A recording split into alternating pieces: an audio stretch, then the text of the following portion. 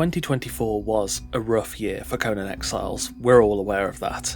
As we enter 2025, I wanted to look back at the past year, identify what went wrong, and offer the solutions the community needs from the developers. So, let's begin. The Age of War Chapter 3 closed out after a pretty tumultuous time that saw the release of the disappointing siege on Al Moriah, the fairly buggy launch of the Tavern system, and of course the false ban bug. Then you had the Age of War Chapter 4, which brought purge updates, fatalities, and the Sacred Hunt, alongside the inventory and UI changes that have caused a huge number of issues. There was then the mid-season update of Chapter 4 that changed the update cadence, announced the removal of the Battle Pass, and also brought returning events and the down but not out mechanic.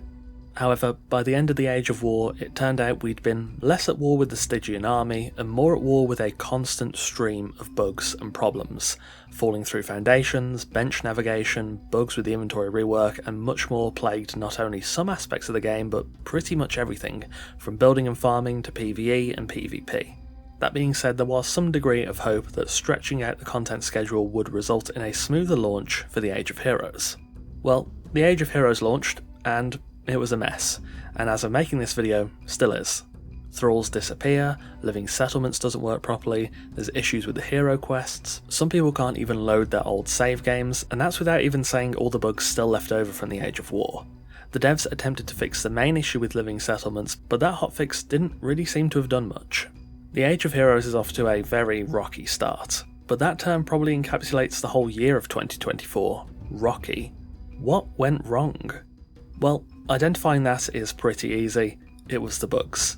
There were problems with communication, the bazaar was too expensive, so on and so forth, but honestly, I think the bugs are the cornerstone. We can have a cheap bazaar, we can have well-performing servers, we can have great comms, but none of it matters if the bugs are there, and they were most definitely there.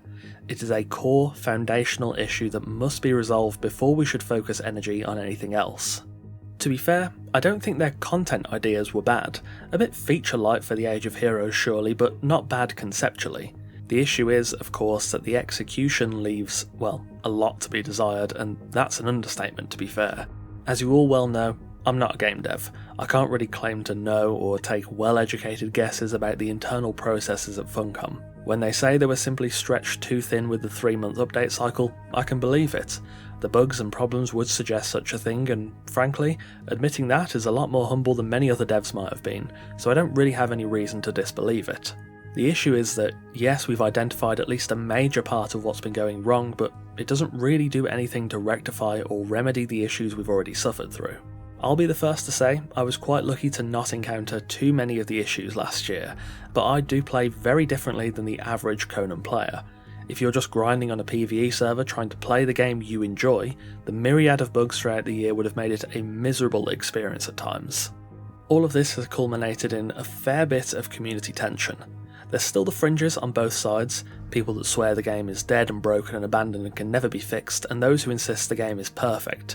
Neither side is right, in my estimation, but the general consensus in the middle ground where things are more realistic is that the bugs are bad, and it's the main factor that hampers a lot of people's enjoyments. Couple that with a lack of communication, and it doesn't seem like much is moving to rectify those issues. Even though the devs could be working nose to the grindstone to fix the problems, they're so quiet about it that people just assume the devs are letting it stay broken. Bugs were really the central issue, and they epitomise what went wrong with Conan in 2024. A lot of other concerns really pale in comparison. As I said earlier, it doesn't matter if bazaar bundles are cheap, if the devs are talking every day, if server performance is incredible, it would still be really hard to enjoy those bounties if the bugs remain as bad and as frequent as they are. So what does Conan need to move forward? The first thing is that we need to hear from the team. I don't mean a dev stream or a short blog post, I think we need a proper document, almost a State of the Union address in a way. We don't need to hear about stuff that's coming in the future, it should focus on identifying core issues, the processes towards resolving them, and reforming parts of the development and testing process to safeguard against repeat issues in the future. Bugs will still happen, they are just a part of game dev, and some bugs that happen in a live environment won't show up in testing, and others just won't even be found until an update is released at scale and is played by thousands of people at once. To be frank, there is absolutely no way we'll ever get a completely bug-free experience. No game is bug-free, it's just not doable.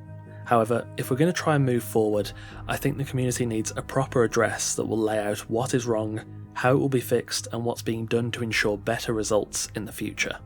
Secondly, alongside that, I think a living document of known issues would be quite valuable to have. Andy did some good work on the forums by maintaining a known issues document for the start of the Age of Heroes, but these posts often get lost and forgotten deeper into each age. A permanent, living document to show all the known issues should cut down on people reporting the same bug over and over, but also allows Funcom to hopefully show their bug fix priority, update on progress, and so on. There is also a lot of community uncertainty as to if their bug reports have even been heard, which I think this would resolve, and it would allow people to look at the living document, see when the bug was added and noted, what priority it has, when maybe we'll get a fix for it, and so on. Lastly, and I've said this many times, communication is key. Many development studios out there that are, in my opinion, far worse than Funcom, get away with far more because their communication is pretty good, even if it's fairly benign community posts or just updates on what's going on in the office. For the stage we're at now, those sorts of posts won't help with the bugs, and in fact I think it's probably fairly bad optics to be doing a community showcase or showing what's happening in the office when there's so many prevalent issues.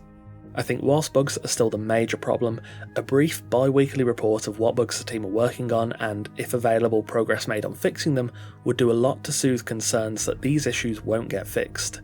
Should the game then get into a place where bugs are less frequent, there's time for community showcases and things like that. That stuff is good for community morale, but at this point I think the community needs to see action and they need to see diligence towards the issues at hand. No reasonable person expects the devs to flip a switch, press a few buttons and everything is fixed.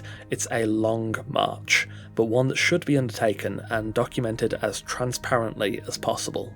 There are some solutions to the issues we face.